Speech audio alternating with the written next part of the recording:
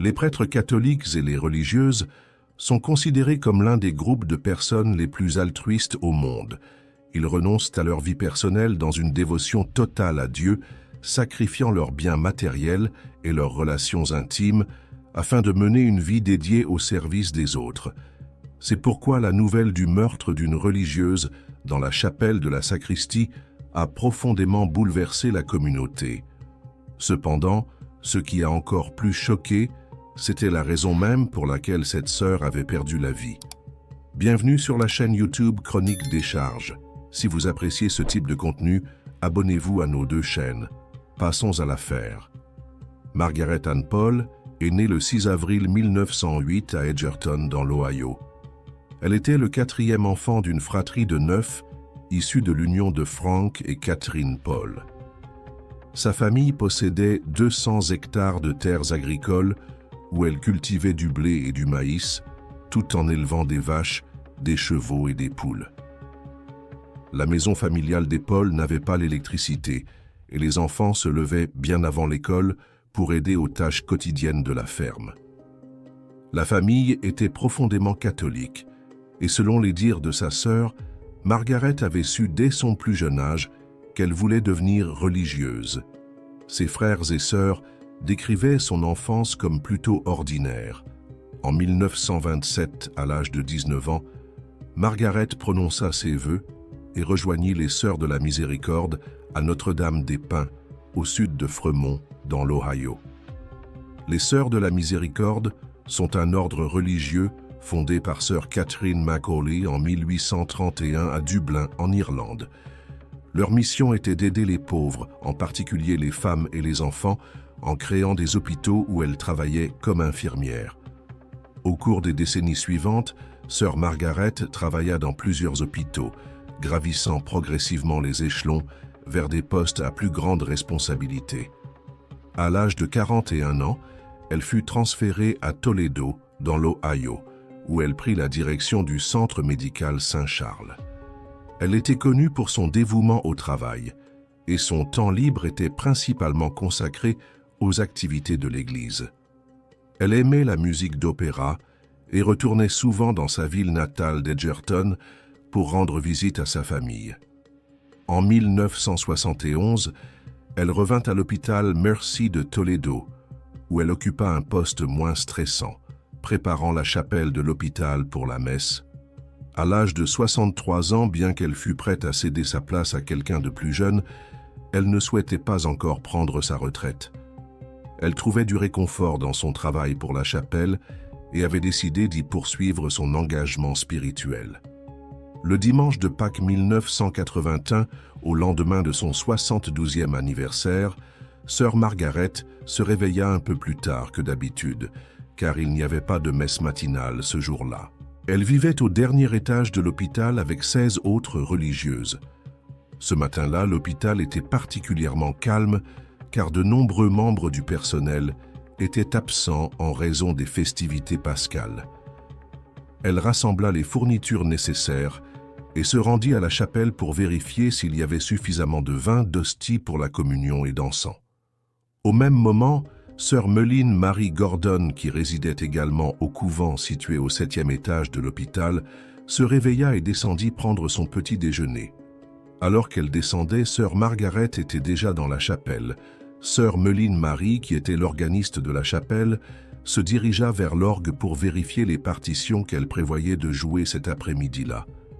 Elle remarqua qu'il manquait l'un des chants et décida d'aller voir le père Gerald Robinson pour vérifier s'il possédait la partition.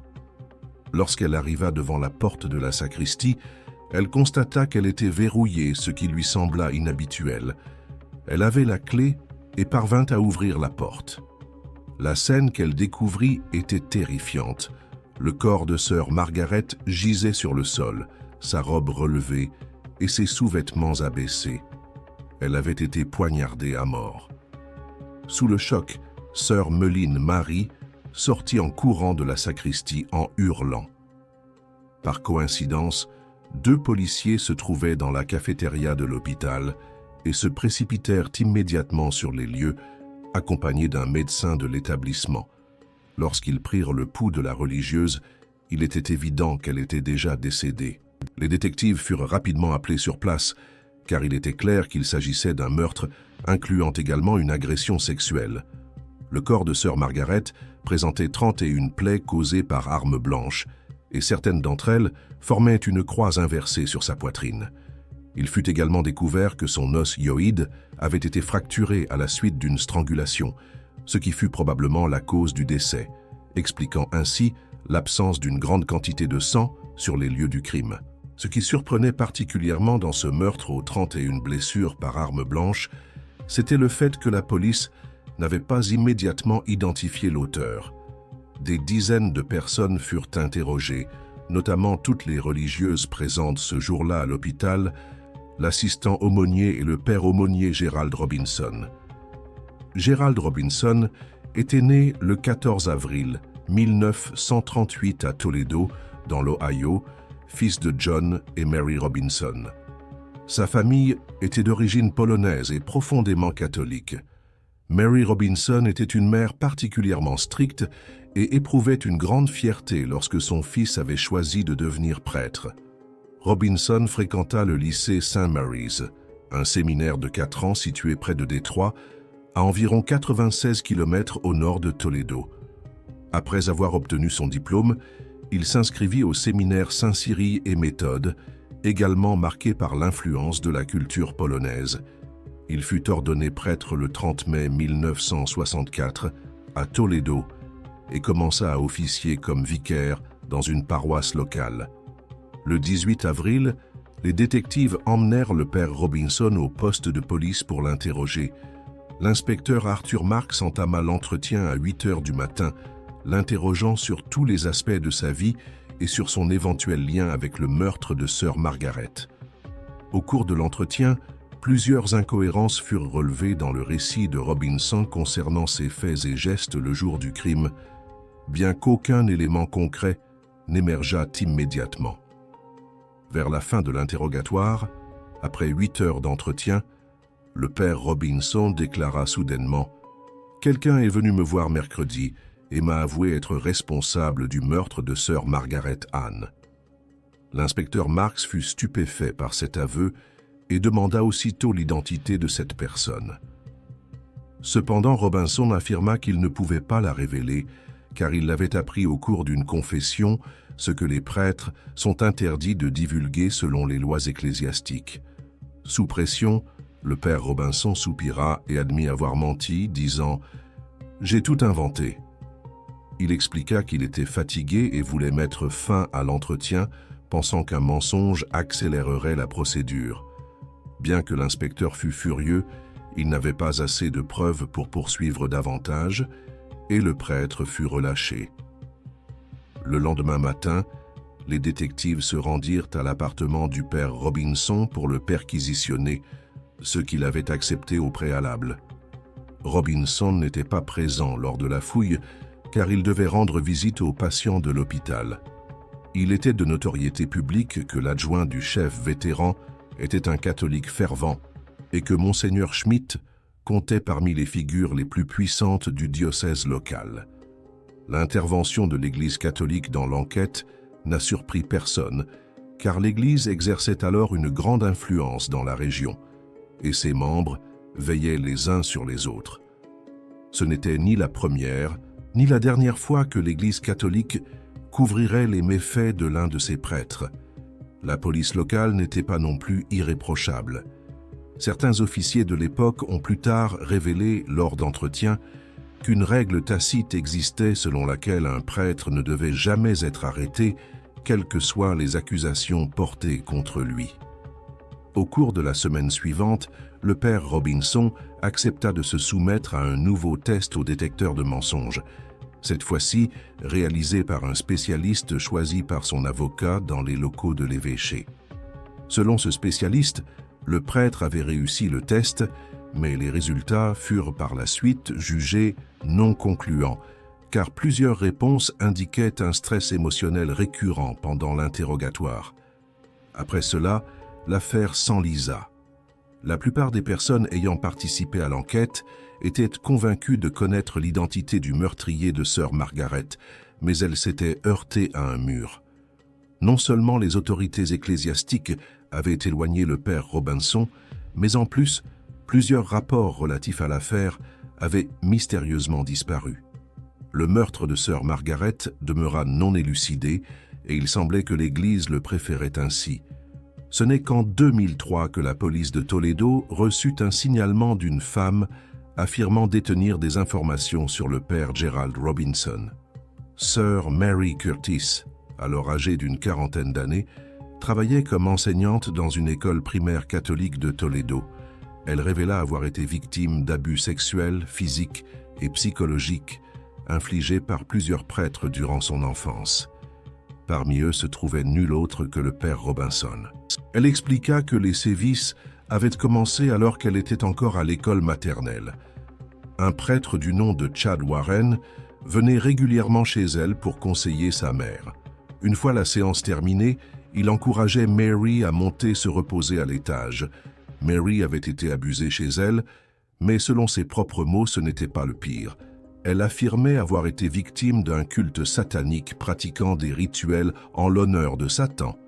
D'après elle, ce culte impliquait 3 prêtres, un pédiatre, 2 enseignantes, ainsi que son propre père et son grand-père. Les abus commencèrent alors que Mary n'avait que 5 ans. Elle subit des agressions sexuelles, fut enfermée dans une boîte remplie de cafards et forcée d'assister à l'assassinat d'une fillette de 3 ans par les membres de la secte. Pendant ses années de lycée, elle fut régulièrement emmenée dans l'appartement du père Warren, où elle endura des heures de torture et de sévices sadiques. Parmi ceux qui participaient à ces rituels, selon elle, se trouvait également le père Gerald Robinson. Malgré ces horreurs, Mary décida de devenir religieuse et de consacrer sa vie à l'Église catholique. Elle témoigna de sa loyauté envers l'institution en choisissant d'abord de signaler les abus en interne. Cependant, elle refusa dans un premier temps de contacter la police, espérant que l'affaire serait réglée au sein même de l'Église. Finalement, un haut responsable de l'Église l'encouragea à se tourner vers les autorités compétentes. Si la plupart des accusations visaient d'autres individus, elles ramenèrent néanmoins le père Robinson au centre de l'attention policière. En 2003, les détectives Steve Forrester et Tom Ross, de la police de Toledo qui travaillaient sur des affaires non résolues, rouvrirent l'enquête sur le meurtre de sœur Margaret. Lorsqu'ils eurent de connaissance des accusations contre le père Robinson, ils décidèrent d'examiner à nouveau les éléments de l'ancienne enquête. Parmi les pièces retrouvées figurait le coupe-papier saisi chez le prêtre. L'emblème situé sur le manche avait été détaché et les enquêteurs soupçonnaient que des traces de sang auraient pu être manquées lors de l'analyse initiale. La boîte à preuves contenait également un tissu liturgique couvert de multiples perforations et de taches de sang. Le tissu avait été retrouvé à l'extérieur de la chapelle, mais il semblait que l'assassin s'en était servi pour couvrir le corps de sœur Margaret avant de l'attaquer. Lorsque les enquêteurs comparèrent les taches sur le tissu avec le coupe-papier saisi chez le père Robinson, ils découvrirent que les marques correspondaient parfaitement à la forme du manche de l'objet. Le rebord surélevé du manche avait laissé des empreintes caractéristiques sur le tissu. Une analyse plus poussée révéla également une tache de sang suivant précisément la courbure de la lame. Après avoir consulté un spécialiste des rituels occultes, les enquêteurs crurent enfin comprendre comment et pourquoi sœur Margaret avait été tuée. Selon leur théorie, le père Robinson s'était approché discrètement derrière la religieuse pendant qu'elle préparait la chapelle. Il l'avait étranglée par derrière avant de la traîner jusqu'à la sacristie où il recouvrit son corps avec le tissu liturgique. Il l'avait ensuite poignardée à plusieurs reprises en plaçant méticuleusement un crucifix inversé sur sa poitrine pour s'en servir comme guide. Il pensait que le meurtre avait une signification symbolique, constituant un sacrifice à une force obscure. Sœur Margaret était connue pour sa foi inébranlable. Elle portait une alliance en symbole de son engagement spirituel envers Dieu. Elle fut assassinée un jour sacré dans un lieu saint, l'intérieur de la chapelle. Le médecin légiste découvrit également une tache de sang sur son front que l'on pensa provenir directement de l'assassin, qui l'aurait peut-être ointe avec son propre sang. Cependant, la révélation la plus glaçante fut la découverte de griffures sur les parois internes du vagin de sœur Margaret. On crut qu'elle avait été violée à l'aide d'un crucifix avant que le meurtrier ne prenne la fuite. Les détectives Forrester et Ross se lancèrent alors à la recherche des témoins interrogés lors de l'enquête initiale. Si certains étaient décédés, d'autres étaient encore en vie. Parmi eux se trouvait le docteur Jack Barron, médecin, à l'hôpital Mercy, le 5 avril 1981. Ce jour-là, un appel d'urgence avait été diffusé sur l'interphone, demandant au personnel médical de se rendre d'urgence à la chapelle. Le docteur Barron, qui n'y était jamais allé auparavant, se trompa de direction et arriva sur place, alors qu'un autre médecin avait déjà constaté le décès de sœur Margaret. Lors d'un entretien avec les détectives Forrester et Ross, le docteur Barron leur raconta tout ce dont il se souvenait. Cependant, il ajouta qu'un détail le troublait depuis ce jour. Alors qu'il faisait demi-tour pour retrouver le chemin de la chapelle, il croisa le père Robinson dans le couloir. Ce moment lui était resté gravé en mémoire, bien qu'il ne l'ait pas jugé important à l'époque. Les détectives relevèrent cette information, mais n'en firent pas grand cas. Or, le docteur Barron n'était pas le seul à avoir vu le prêtre ce matin-là. 2 autres témoins confirmèrent avoir aperçu le père Robinson près de la chapelle. Grace Jones, technicienne de laboratoire à l'hôpital Mercy, avait commencé sa journée à 4 heures du matin. Vers 7 heures, alors qu'elle allait chercher le journal, elle vit le père Robinson sortir de la chapelle avec un grand sac. Peu après, l'appel d'urgence résonna dans l'hôpital. Une autre personne, Leslie Ann Serre, technicienne en électrocardiogramme, entama son service à 7 heures.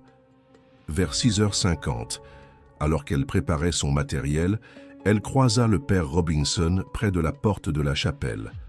À l'époque, cela ne l'avait pas inquiétée. 1h15 plus tard, elle entendit un cri de femme et sortit en courant de son bureau pour voir ce qui se passait. Ce qu'elle avait entendu, c'étaient les cris de sœur Meline Marie lorsqu'elle avait découvert le corps de sœur Margaret.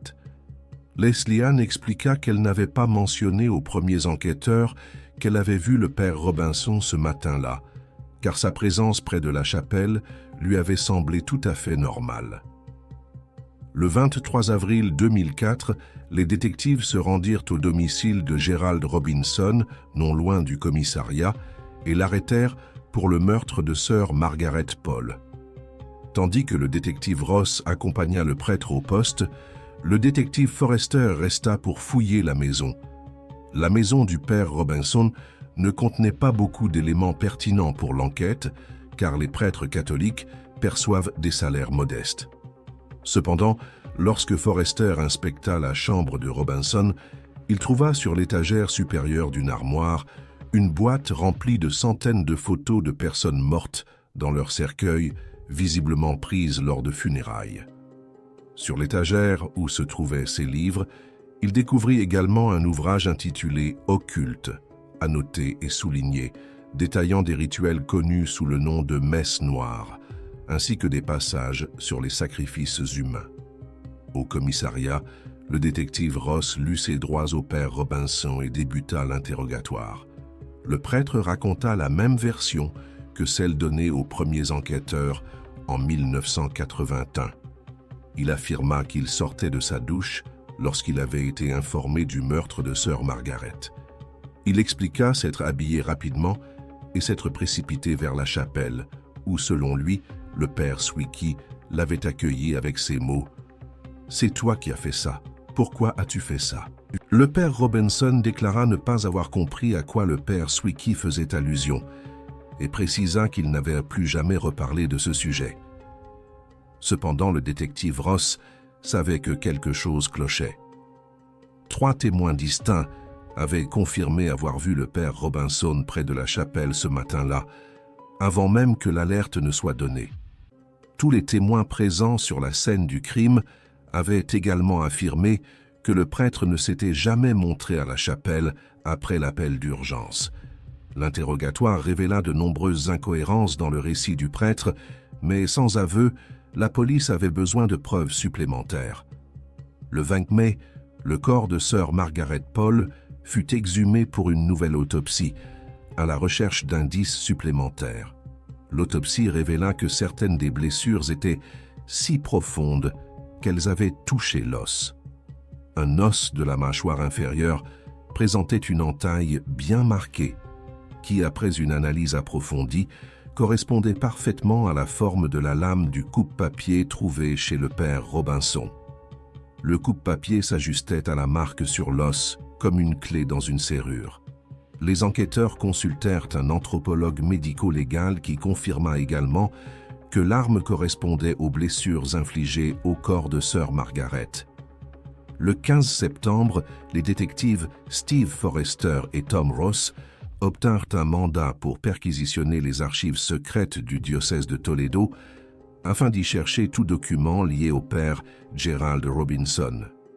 Ils trouvèrent un dossier contenant 148 documents couvrant la période allant de 1980 à 2003. Étrangement, ce dossier ne mentionnait à aucun moment l'enquête sur le meurtre de sœur Margaret, bien qu'il fût évident que l'Église avait dû conserver une trace d'une affaire d'une telle gravité. Lorsqu'ils tentèrent d'accéder à un autre bureau dans le siège de l'évêché, ils se heurtèrent à un mur de silence et repartirent les mains vides. Il était clair que l'Église n'avait aucun intérêt à contribuer à la condamnation du meurtrier. Le procès débuta le 21 avril 2006 devant la cour de district du comté de Lucas. L'accusation basa son réquisitoire sur des preuves matérielles décisives, notamment le fragment d'os portant une entaille correspondant parfaitement à la lame du coupe-papier, ainsi que le tissu ensanglanté marqué par l'empreinte du manche de l'arme. Des témoins furent également appelés à la barre pour confirmer avoir vu le père Robinson près de la chapelle le jour du meurtre. Parmi les témoins figurait l'ancienne directrice de l'hôpital, sœur Phyllis, les détectives ayant participé à l'enquête, ainsi que les jurés qui entendirent plusieurs personnes contredire l'affirmation du prêtre, selon laquelle il n'avait pas été à proximité de la scène de crime. L'inspecteur Marks, qui avait dirigé l'enquête initiale, témoigna que le père Robinson avait menti en inventant une confession qui lui aurait été faite, avant d'avouer qu'il avait tout fabriqué. La défense se reposa sur le caractère indirect des preuves et sur le fait que les témoignages des témoins oculaires pouvaient être sujets à caution. Cependant, l'accusation insista sur une série de coïncidences qui semblaient trop nombreuses pour n'être que le fruit du hasard. Le témoin principal de la défense fut l'anthropologue médico-légal, la docteure Kathleen Reichs, dont l'expertise avait inspiré la célèbre série télévisée Bones. Elle déclara que, d'après les photos qu'elle avait examinées, il semblait que le coupe-papier avait été testé sur l'os après que celui-ci ait été nettoyé, ce qui aurait pu fausser les résultats. La procureure souligna que c'était la première fois que la docteure Reichs témoignait sur la base de photographies sans avoir elle-même examiné les preuves physiques. Lorsque des témoins de réplique furent appelés, le médecin légiste et les anthropologues médico-légaux ayant manipulé les preuves affirmèrent avoir nettoyé l'os avant de procéder au test. Après des délibérations relativement courtes, le jury revint avec un verdict de culpabilité. Le père Gerald Robinson fut reconnu coupable du meurtre de sœur Margaret et condamné à une peine de 15 ans de réclusion à perpétuité. Étant donné son âge avancé, cette peine équivalait pratiquement à une condamnation à vie.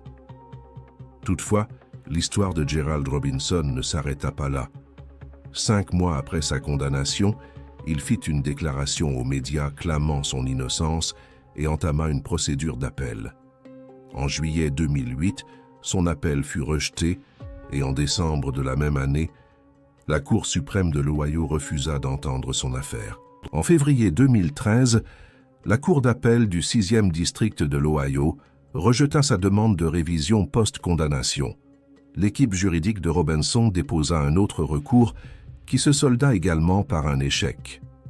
En mai 2014, Gerald Robinson fut victime d'une grave crise cardiaque et transféré à l'hôpital pénitentiaire où son état fut stabilisé. Durant son hospitalisation, il demanda une libération pour raison médicale en vain. Le 4 juillet 2014, Gerald Robinson mourut dans l'unité de soins palliatifs de la prison de Columbus. L'Église catholique lui permit d'avoir des funérailles avec tous les honneurs sacerdotaux, ce qui suscita l'indignation des membres de l'organisation SNAP, Réseau des survivants des prêtres abusifs. Cette dernière publia une déclaration virulente. « Il est tragique pour presque toutes les personnes impliquées que l'Église catholique autorise sans vergogne qu'un meurtrier condamné soit enterré comme un prêtre en règle. » En fin de compte, l'ampleur des crimes potentiels commis par le père Gerald Robinson ne sera probablement jamais pleinement connue, car les dossiers concernant sa vie demeurent enfouis dans les archives secrètes de l'Église catholique. Tout ce que l'on sait, c'est qu'il est mort comme il avait vécu, en monstre.